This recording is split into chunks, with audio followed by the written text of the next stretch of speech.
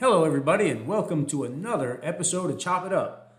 And as you can see, things are back to normal with Barry being Yeah, our man on the street. Barry, where are you at today? exactly. I'm in Coral Springs today, out All on right. Coral Ridge Drive, and Well, there's a shout out to being Coral available. Springs.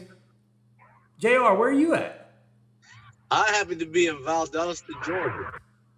Huh. That's not far from me. You better watch. You better not pout. You better not cry. Oh, you better watch that, fella. You got a GPS tracker up there, JR?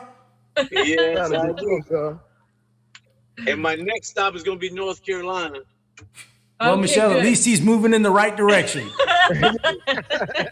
away from you. We're not going to disclose Michelle's location because there's too many guys from that 18 to 24 demographic that tune into our show. Hey, I was in I'm in West the Palm Beach. Tallahassee area. Yeah, It's all Tallahassee. over That's a everything. big area. Listen, Tallahassee is a metropolitan area.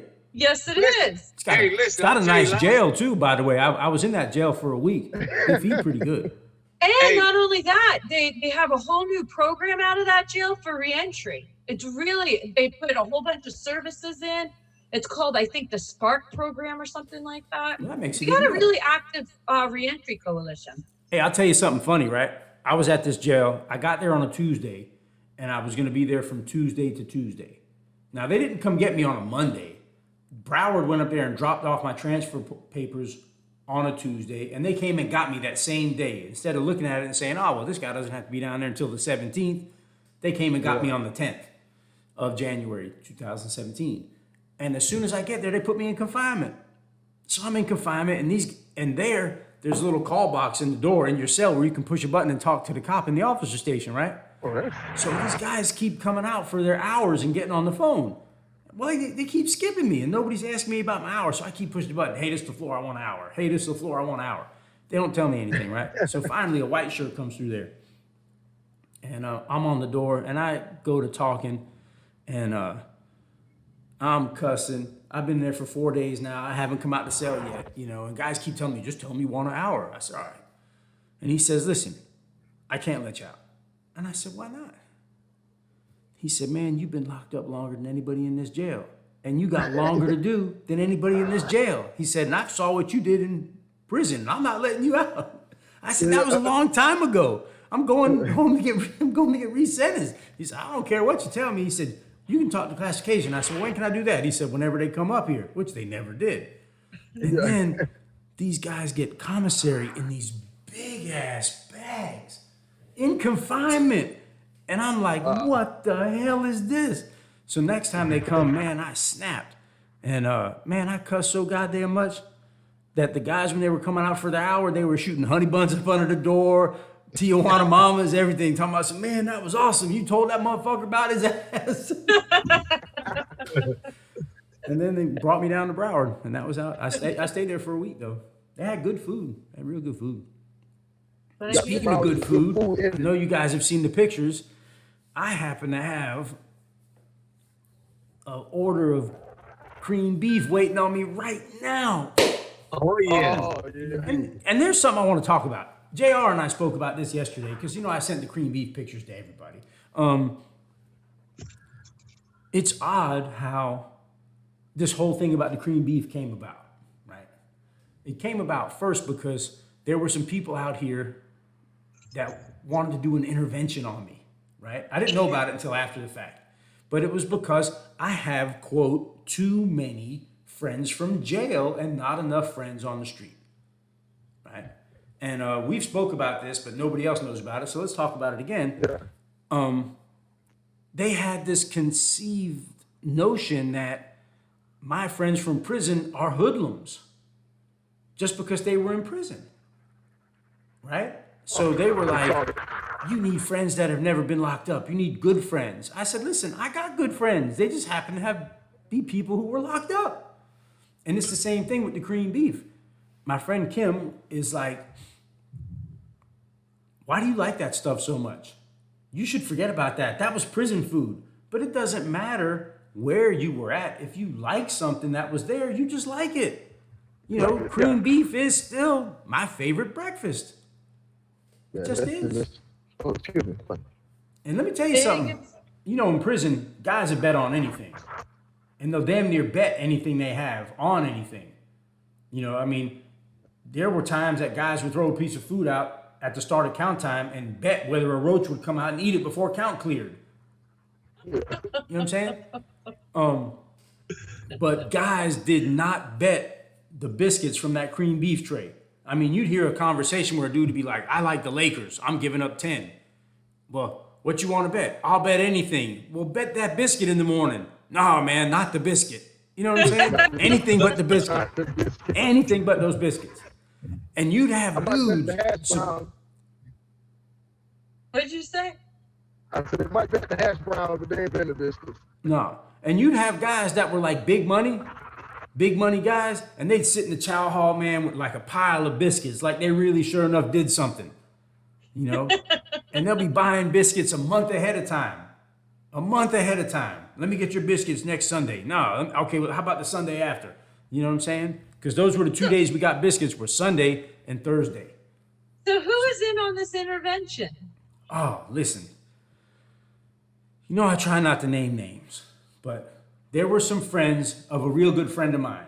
And unbeknownst to me, it was a real concern for them. You know, they would get together and say, look, we got to do something. We got to get him out of that. We got to get him away from those guys. You know, I mean, it's like to them, they see me as the person that I ride down the street, like I say, and if I find somebody who looks like they haven't had a bath in a week, I put the window down and be like, hey, dog, you been locked up before? Come on, get in. You know, but no, it's not like that. You know what I mean? The guys I know from prison, and it goes back to what I was saying, you know, JR, Barry, I'm sure you guys were at prisons that held 1,500 people, right? Yes. Right? Yes. Yeah. And at those prisons, you probably knew like 400 or 500 people by name. But how many of those guys did you hang out with? Maybe 3. 3, right? Maybe 2. Yes, maybe. Yeah, it depends on too. Like somebody at tops 5 people on one hand. You know. Now, Michelle, I'm sure you knew a lot of guys by name because it was your job. Mm-hmm. And you didn't hang out with any of them.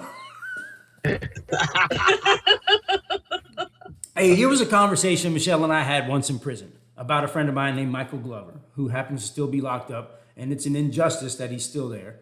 Yeah. He needs to come home. Yes. Michelle says, so Glover's your friend? And I said, yeah. I said, if I go buy sandwiches, I buy 2 of them, one for me and one for Glover, right? And Michelle says, well, don't you ever bring me a sandwich? And I said, hey, it's not that kind of party anyway. Don't worry about it. You better not be coming up here with no chicken sandwich. No, I'm not. I'm good. Yeah. I remember that too. Yeah. Don't bring me any sandwiches. Don't you do that. No, I won't. No. People would try to bring me up stuff. Well, I'm like, those oh, dudes, but see, that's because some guys in prison just don't have any boundaries. And it's crazy, right? Because they live in a world with this great big boundary around it and all these little boundaries like, you know, locked doors and locked gates. But then in their own lives, they have 0 boundaries, you know? And I always took it was an act of kindness. They weren't trying anything. It was kindness. They were showing appreciation. Like out here, people show me appreciation. Yeah, well, I would say that probably some of those guys, it might have been something creepy. Hey, and especially if they were handing out candy before they came to prison. Oh yeah, yeah. And you know, everybody's got a nickname. I was locked up with a guy whose nickname was Amber Alert.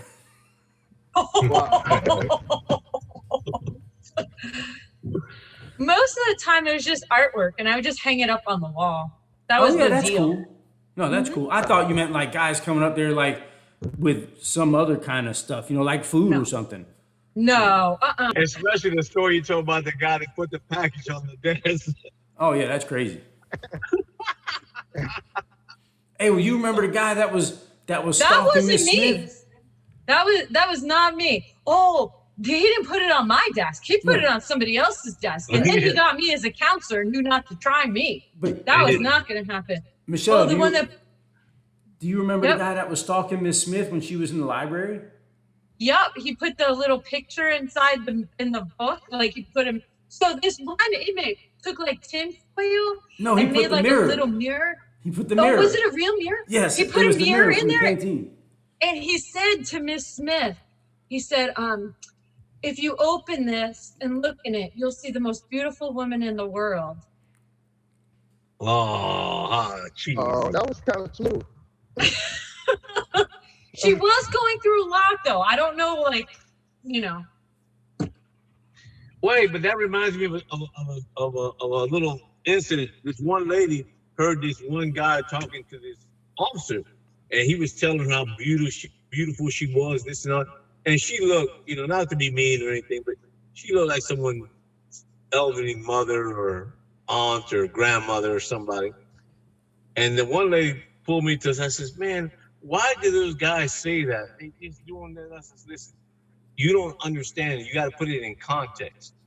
And I started showing. I said, look, you have this woman that he just called beautiful, and then you have a man that thinks he's a woman. You start weighing it out. This is the artificial, this is the real thing. So of course this is going to be beautiful to someone who's been locked up all this time. And so you can't imitate the real thing. Hey, or guys are just spectacular liars. Wait, say it again. Yeah, you're all Hold your choppy, Barry. You're all microphone to your choppy. mouth. Okay, sorry about that. Hold your microphone to your mouth. I said all guys are just spectacular liars because they want what they want. And they can fix their mouth and say anybody's beautiful, even if they feel the exact opposite. Yeah. Purpose. So one of the classification officers, she would always say, she'd say, you have these inmate-staff relationships. She'd say the inmate was always like a 7 or an 8, and the female was always like a 2 or a 3. Wow. Very rarely was it like a 7 and an 8 and a 7 and an 8. Well, hey, they were trying to make the perfect 10. I got a funny story. I got a funny story, right? Let me hear your funny story. Revis, you remember this. We were in a dorm back at Belgrade with a woman. And, in prison, you get nicknames for a reason, right? Not sure. Yeah. So this one lady, her nickname she wasn't very tall, and she had a roundabout figure, and her nickname was Shorty Muck. What was it? Shorty Muck. Right. So, the truth of the matter is, one day there was a pretty good batch of LSD going around. So, there were a couple of us that were test driving it, and most of us are hanging out in the TV room, but one of the guys was at the officer station, and he was talking to her and talking to her and talking to her. And she comes in there and she tells us, she says, I don't know what the hell's up with this guy. I don't know what he's on, but you better come get him because I know I ain't beautiful. And he keeps talking about how pretty I am, and you need to come get him right now. So we go out there and get him, and he's like, no, man, hold on, leave me alone. We're trying to grab him. Come on. No. And he's on time. I'm for real, man. I'm for real. You're beautiful. Should have got him with a 6180. Yeah. I said, man. Live to stab. Hey, we're sitting in the TV room talking about this dope ain't that good. What the hell? I remember all those names too. They were funny. You would get some funny. We had Trailer Swift. Oh yeah. We had Sidewinder. Sidewinder. What about the Spanish girl they called J No instead of J Lo? and Mantasia, you remember that one? Fantasia. Hey, what about Mankind? Oh yeah. Oh yeah. Tijuana Mama. Tijuana Mama. Then her name changed when they realized they can't play with her. Chihuahua Mama. Yeah, Chihuahua Mama. They were fun. Yeah. There's always a slang nasty every Oh yes. Oh yeah. It's always a slang nasty. They have a defective hips.